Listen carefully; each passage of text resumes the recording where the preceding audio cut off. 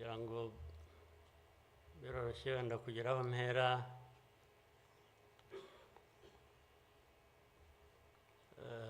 Ndahera ku mateka Bizimana yatubwiye.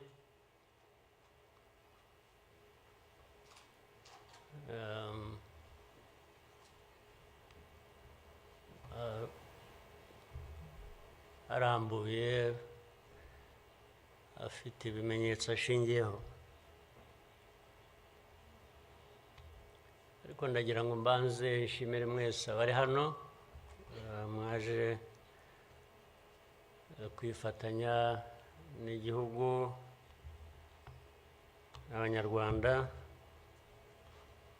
cyane cyane mwebwe abaturuka hanze mu bindi bihugu cyangwa abihagarariye hano mu gihugu cyacu.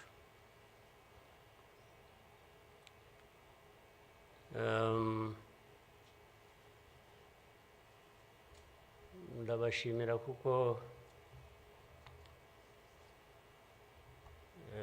kenshi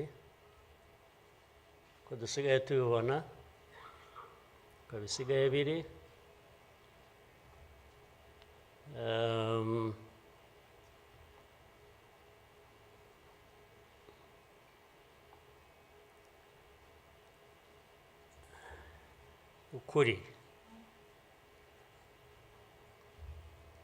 ukuri ntabwo kukigenderwaho.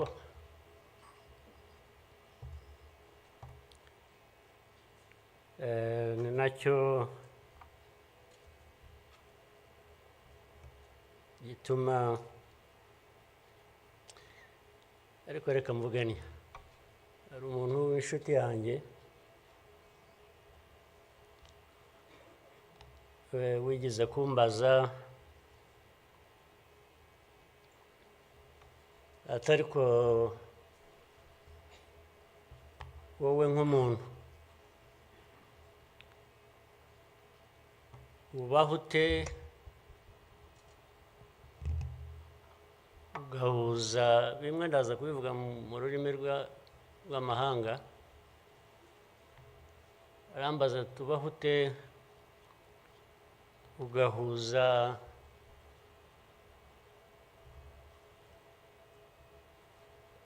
the dark past and the cruel present.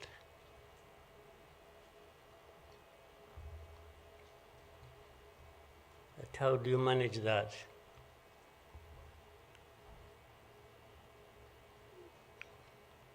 Ariko uko nabyumvaga ntabwo ari igihe yabazaga gusa, yabazaga u Rwanda. Bavuga ngo u Rwanda mubaho muti, with a very dark past and a very cruel present.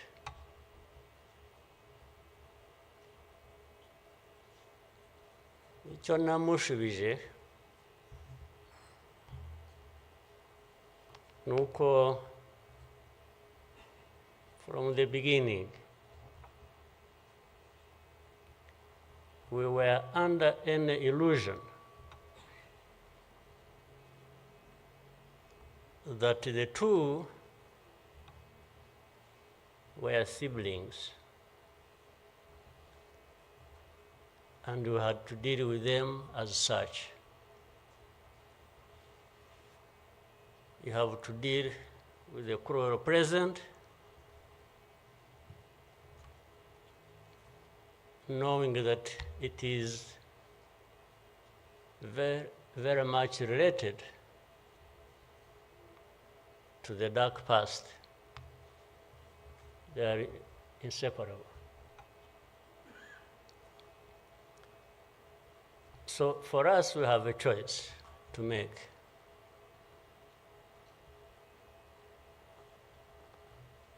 You are either crushed in between and you stop existing, or you stand up and fight.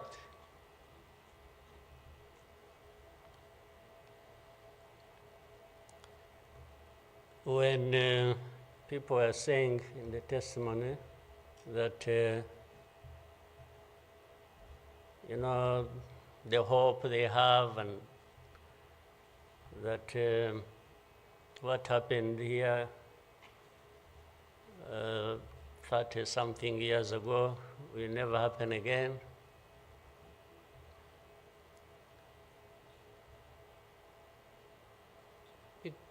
It won't be because of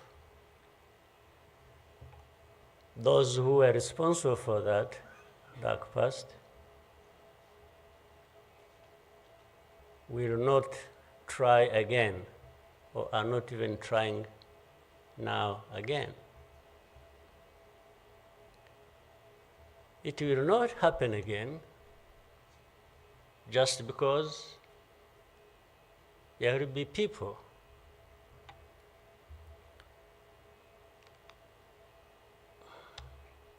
who will stand up and fight.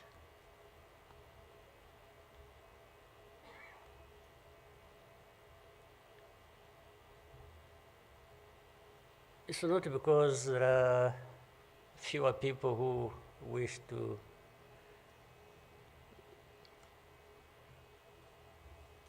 perish or who would have wished us all to disappear, this country to disappear.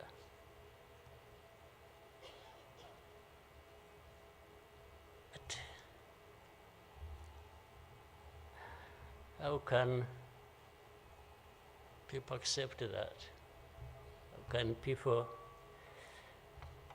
not stand up and fight? Because anyway, well, there is a risk you may die when you stand up to fight. But if you don't, it's a sure thing you're going to die.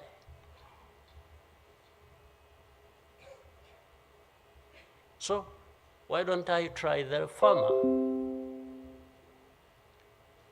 Why don't I try to stand up and fight with the chance that you might survive and live on your life as you want it, instead of giving up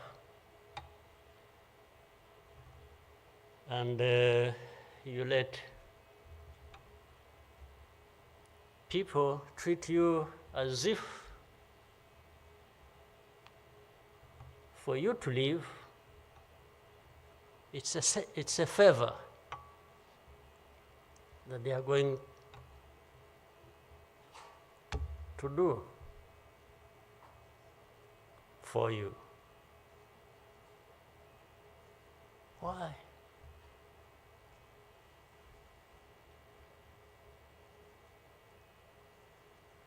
I've also had people come to me and warn me and say, President,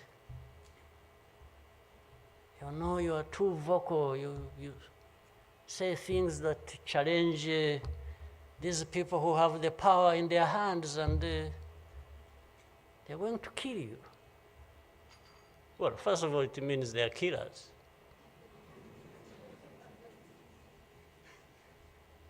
But my answer to them is, you know what? If I were to be there to just accept these things to happen, I don't think I would count myself as living anyway. It's like I would already be dead. To live a life of lies, of pretense,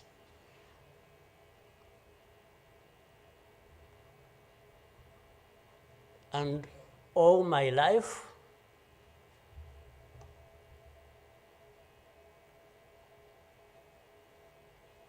to somebody else, I would be dead anyway. So why don't I die fighting?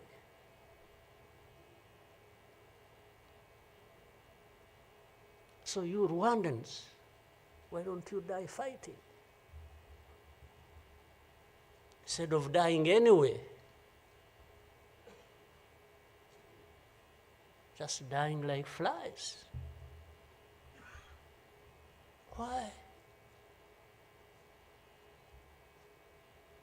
But my message goes to other Africans who live like this on a daily basis, who are dehumanized. And they accept it and they beg. I can't beg to live.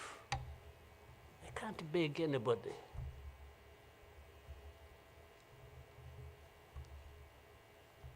Who will fight? If I lose, I lose. But there is a chance. There is a chance, a significant chance, that if you stand up and fight,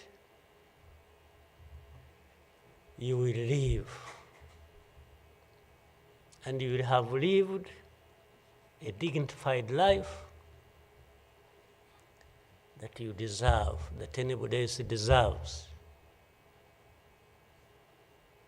So these people who are there to the UN, they are there to these Western capitals, they are everywhere, they are just saying, Rwanda, this small country, this Rwanda. I mean, you see, when you are talking about Rwanda and ganging up together against Rwanda, you think it's some country that is, I don't know. Then when I remember the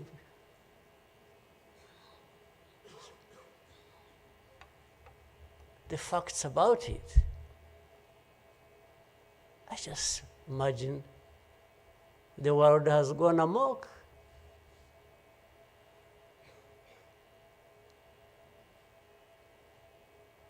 But in the midst of all that, we have to live. We have to live our lives, we have to fight for that, we have to live the way we want.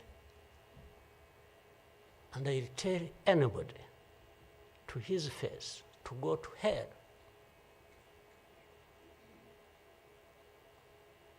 If anyone comes around and thinks they can, they come and say, hey, we're going to sanction you. To what? Go to hell. Just go to hell.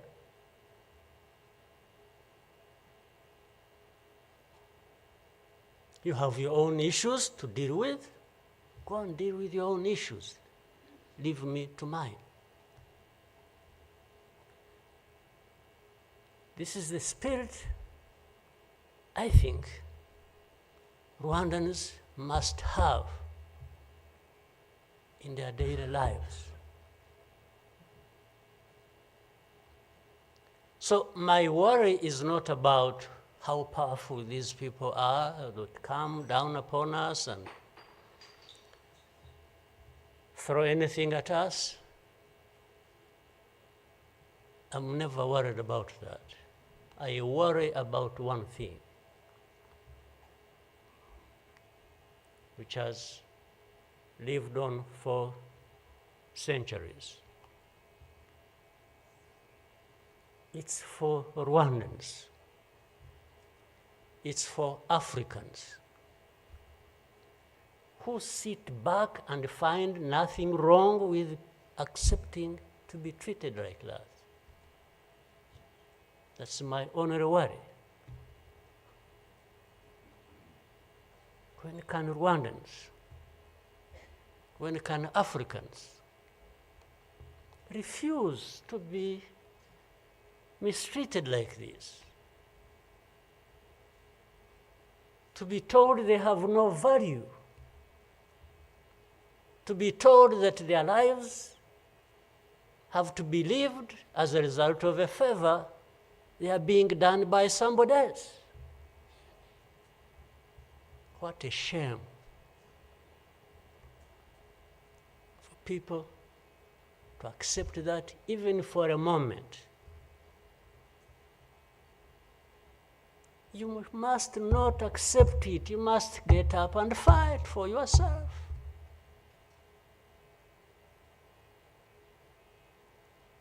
And then you have fools leading countries and being used as puppets.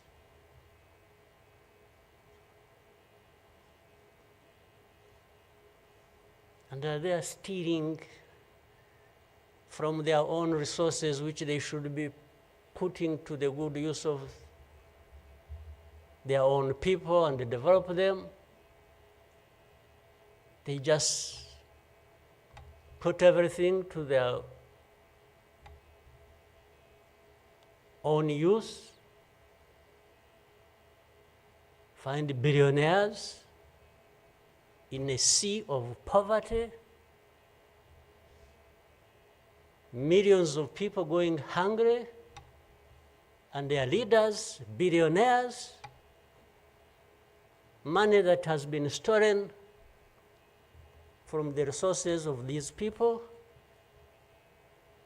and these are the ones received in Western capitals and praised, and when, Rwanda is being crucified literally at the UN, everywhere, these are the ones who show up and everybody is doing their bidding.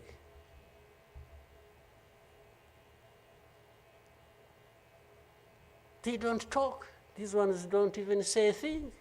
There is somebody to say it for them.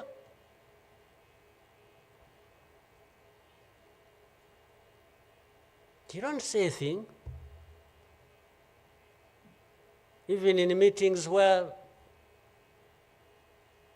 solutions are being thought about and crafted and so on, they are absent because somebody else is there.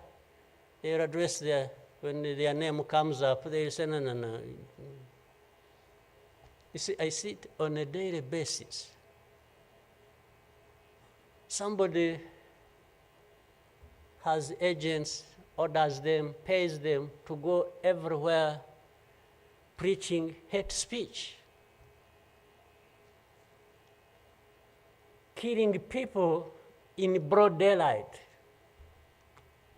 setting fire on these people, burning in broad daylight. And when it comes up for discussion, they say, no, it's not this one. No.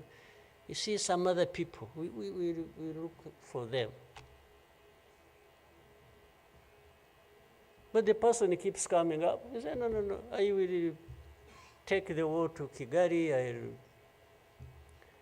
remove the government, these Tutsis, we are tired of them, like they were tired of them 31 years ago.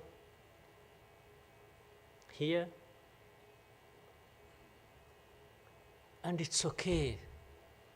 These wonderful people, these powerful people who tell us what to do and what not to do, they are okay with that. They are fine with that.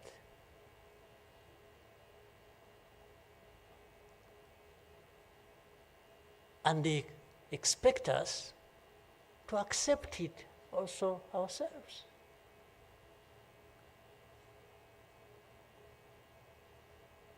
In broad daylight.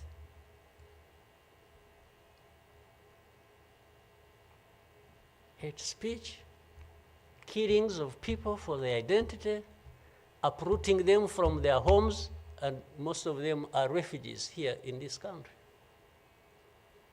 We have 125,000 people as refugees who have been living in camps, uprooted from their homes in Eastern Congo. And then these powerful, good people come here and pick 1, 2, 3, another day 5, if there are many, to go and settle them in those beautiful countries of theirs. And they leave the majority here. And they expect us to be thankful that that's a huge gesture of generosity. First of all, they take them knowing that these are actually refugees from a neighboring country. They don't take them as Rwandans. You take them as refugees from Congo. Only that they are taking very few. They are not, I wish they could take all of them. Those who wish to go and resettle them. So the rest becomes my problem. So what they have to do is cleanse Eastern Congo of all these people, bring them to Rwanda, take to your countries those you want, few, very few, not even 0.1%, and the rest should remain Rwanda's problem. Because after all, these ones are Tutsis like Kagame. That's a simple conclusion. But ask yourselves, how did these people end up being across the border of Rwanda? Was it really done by Kagame? Was it done by Rwanda? No, for us, we are here lucky that we are alive, that we survived.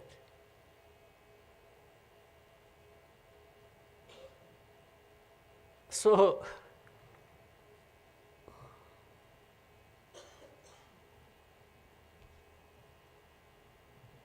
but as I say this,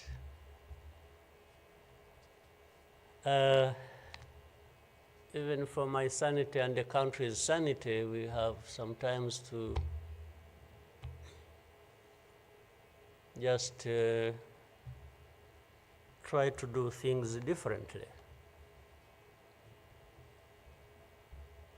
Meaning, if you want to be helpful,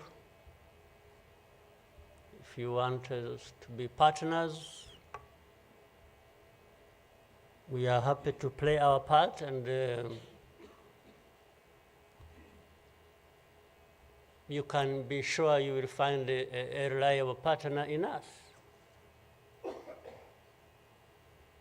Irrespective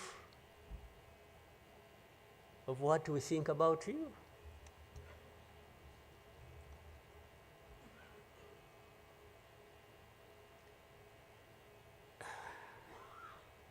You know, this whole thing you see every day, you know, you have heard of groups, what is it? Group of experts.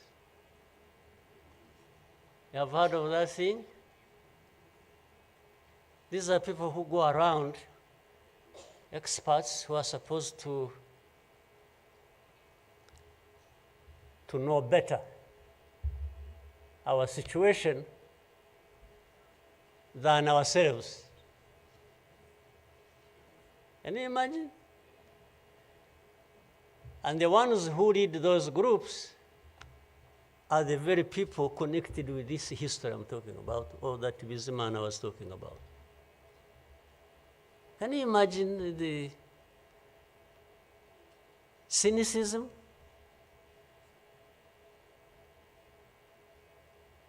And this expert comes to me and asks me, you know, but this, So the whole thing about genocide, this ideology that has killed millions of people, has been turned into a problem of minerals. You know, it's okay. Let's imagine it's a problem of minerals now. Was it a problem of minerals in 1994? Which minerals were we fighting for here? Just imagine. Which minerals?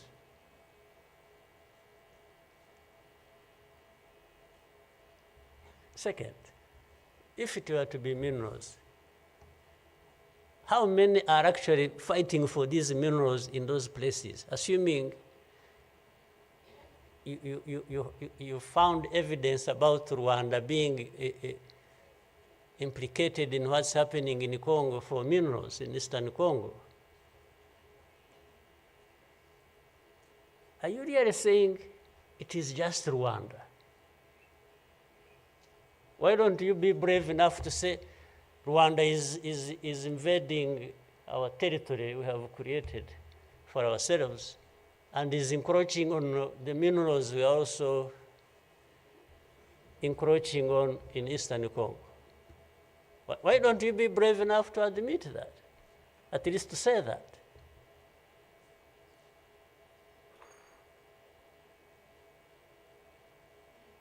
Minerals?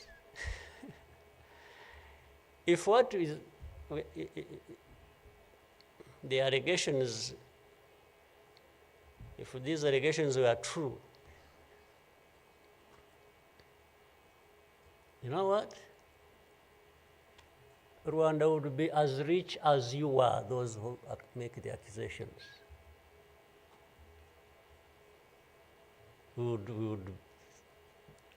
not be needing your money at all. Which you give us nothing, and you come and beat us up for for everything. I mean, yeah, that is the world between the dark past and the cruel present.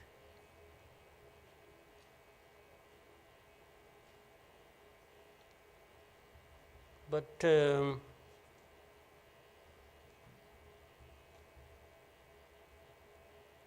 what didn't kill us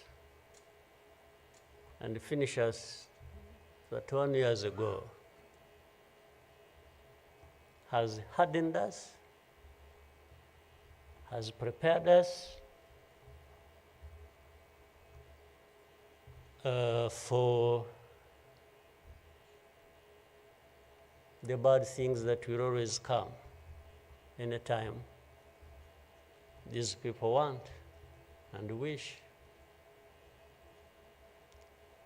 Honestly, I want to assure you, we will not die not fighting like last time. And fighting does not involve invading anybody's territory, does not involve going after something that is not ours. Fighting, I mean, is if you find us here and want to treat us the way you want that we have seen in the past, I just want to assure you, you will not succeed. You will not succeed. I think I beg all these Rwandans, we should be itching for a fight with anybody who wants to come here and turn things upside down. And I think there are many who are ready to join for that. But for our friends, our partners, please, don't misunderstand us, don't mistreat us. We have had enough of it. Take it somewhere else.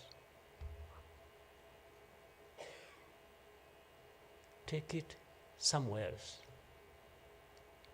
You know, this Bizimana who was telling you this whole history, by the Bizimana, if you could compile that and distribute it to our friends and all of us. I actually want a copy of what you... But I think you should give our friends and others, they need to... Much as in the cruel present, facts don't matter, evidence doesn't matter, the truth doesn't matter. What matters is what pleases you on any day, and doesn't matter what facts about others. But and I was saying this because this man made another presentation another time that involved the same people he was talking about. And the next day, from embassies, people came to him, threatening him. Yeah. You know, they even, they're so foolishly brave to just, you know, they went to him. And I think another message went through Foreign Affairs. It's like this man who is saying this, and he was not saying it is not true, but he was saying no for daring to say it, even if it is the truth. Yes, they threatened him, and they even started threatening he will not get a visa to travel anymore to some places, face to face, like that. Somebody from the embassy threatening our minister. Of course, I can't blame them that, given this history we have had, that from the embassy they even think they are above the minister. Yeah. He just come and say, you dare say this. He wasn't saying, this is contrary to the truth or evidence we have. Why did you present lies? No. He was just saying, whether lies or truth, you shouldn't have said it. That is the cruel present we live in, but we must confront it, and we will. We shall. No question about it. I've also told people that anyway, for us, we are in a sort of not bad position, because the worst has already happened to us. I don't think anything worse will happen, ever. So those who are scared, fearful of anything, I just want to console you in some way, if you may, that actually the worst has already passed. When we lost the people during that time, the young man was giving a testimony about. Do you think anything like that would ever happen again? I don't think so. So why would we be scared of anything? The worst. The hurricane came and we took cover and things, and it has passed. And we rebuilt. We rebuilt our strength of all kinds. I don't think there is any other hurricane that will come and sweep across the country, destroying everything. I don't think so. So, and this day always reminds us of some of the things that I ignored and the facts that remember the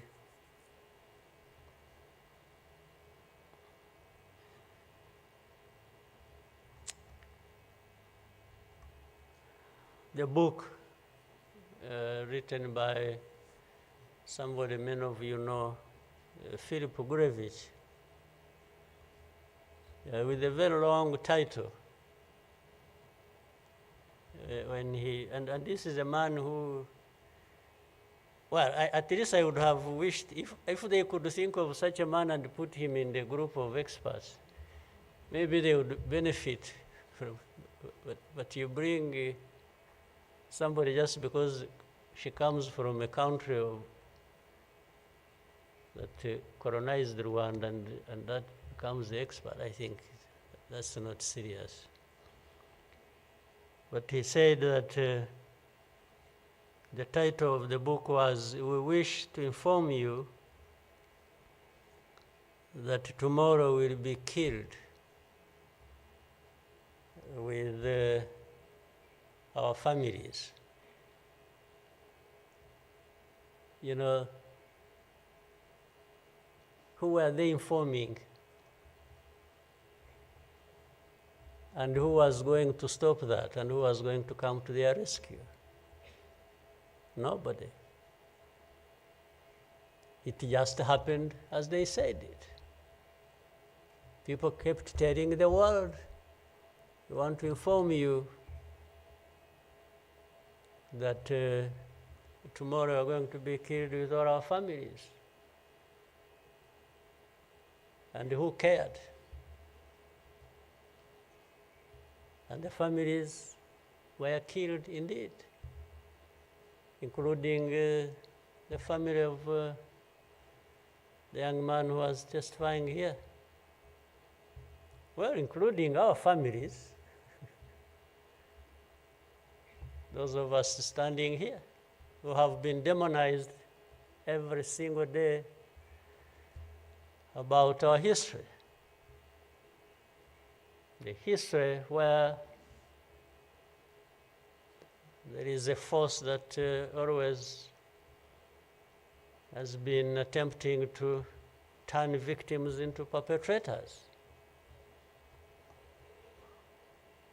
So these people who give testimonies and say what happened to them, they are actually now perpetrators. They are no longer victims. So the cynicism I was talking about, of what happens in this world, is that these very people who barely survived and who lost everything else and their families are now the victims, the perpetrators, no longer victims. That's what the world wants to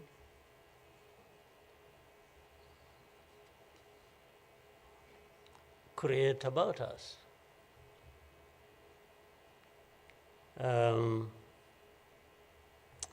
I think I should, even for, again, the sake of our sanity, maybe we'll always, you know, during the war times,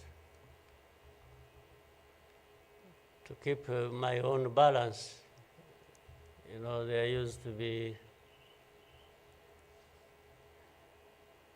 battles taking place across the country, militias killing people, RPA soldiers fighting government forces. Sometimes in our movements, we would, one of the commanders would come to me and say, "President, you come and see what has happened here." I went there once and saw a mass grave that they had just dug with caterpillars, and I think they had put in over 2,000 people. And from that lot, we found 12 people are still breathing. And we got them out. I was told the other day of the 12, I think they lived for some time, and then now they are remaining 7 out of 12. I kept following the story. 7 are still alive. I think 5 died of... But from that moment, I told the commanders that they should never bring my attention to this kind of thing. They should just handle it, and we agreed how they would be handling it. But I should never, I don't even need to be informed or, and the reason was simple. And fortunately, such a moment of remembrance sort of takes you back into that. But the reason was I didn't want my judgment and my conduct of the war and the leadership I was supposed to be providing to be impaired in any way by the anger, by what you saw. So that's why I wanted to keep my own balance so that we go through so many things. But otherwise, if I kept seeing this, putting people out of a mass grave, and then your mind goes to say, but who is this doing? Whoever is doing this, why is he doing it? He may end up... so anyway, let me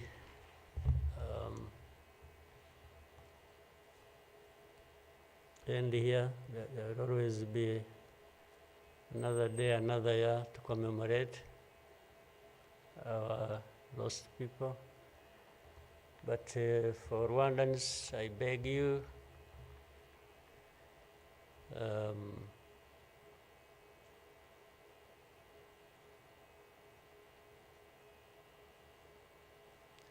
don't you owe your life to anybody else.